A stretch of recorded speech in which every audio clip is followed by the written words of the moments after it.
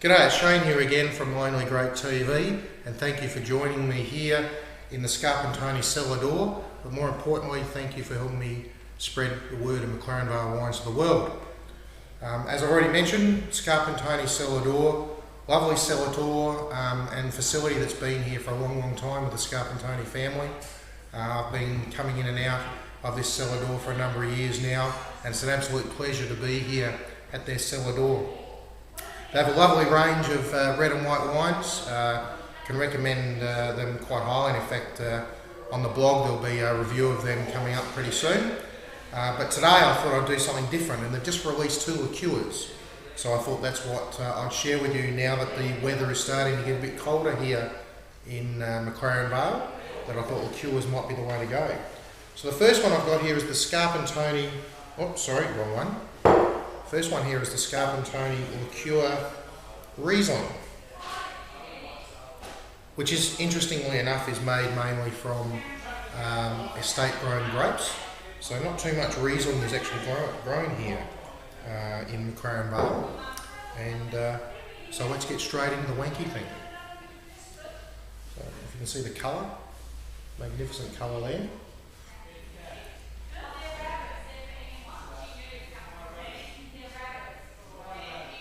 Now, the best way for me to describe the nose on this is, and it just reminded me straight away of Mum's home cooking apples with a cinnamon and nutmeg on the stove, ready for a apple pie. Absolutely just fantastic, reminds me of that just straight away.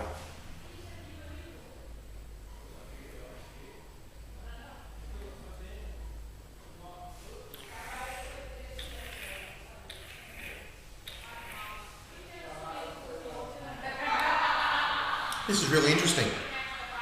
It's much lighter. It doesn't have the viscosity that I was expecting of this wine. It's almost got the same mouthfeel as, say, a white or a red wine. Obviously it doesn't taste the same. So the same sort of apple, cinnamon, a little bit of nutmeg coming through, and a wonderfully deep pear, maybe even Nashi pear coming through on this as well on the palate.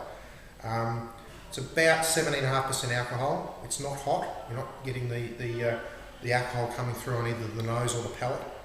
And it's quite refreshing. It actually cleanses the palate quite nicely. So I think, apart from the obvious drinking this with some homemade apple pie, and Mum, maybe put an order in. But also, I think this would go well with your old cheese and fruit platter at the end of a meal. So that 375ml bottle is $26 a bottle from the cellar door. And the liqueur Shiraz, which I've got here now, is $30 a bottle. Now both of these are from the 08 vintage.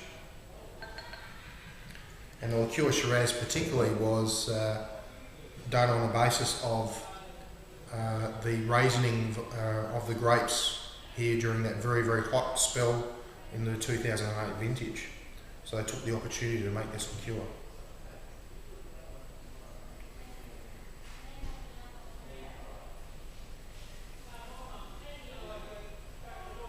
Oh, this is wonderfully complex nose.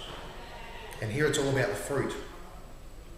There's plums, lovely rhubarb on here. And thanks, Jared, for that comment. While I was tasting this just before, he made the comment about rhubarb, and it just fits so nicely. Again, I know there's neutral spirit added in here, and it's the 17.5% alcohol, but you're not getting the burning sensation on the nose, the tingle on the nose, so the alcohol's not obvious there.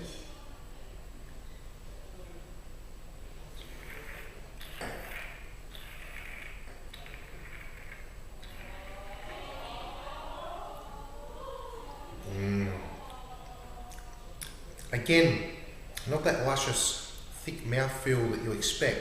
It still is luscious from the sweetness.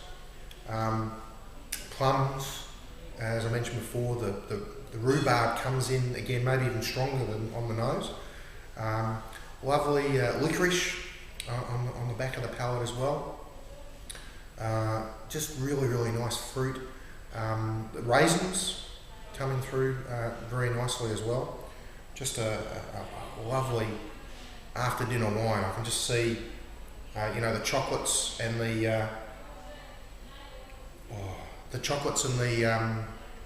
the fruit platter, with maybe the little raisins on it, things like that for the fruit.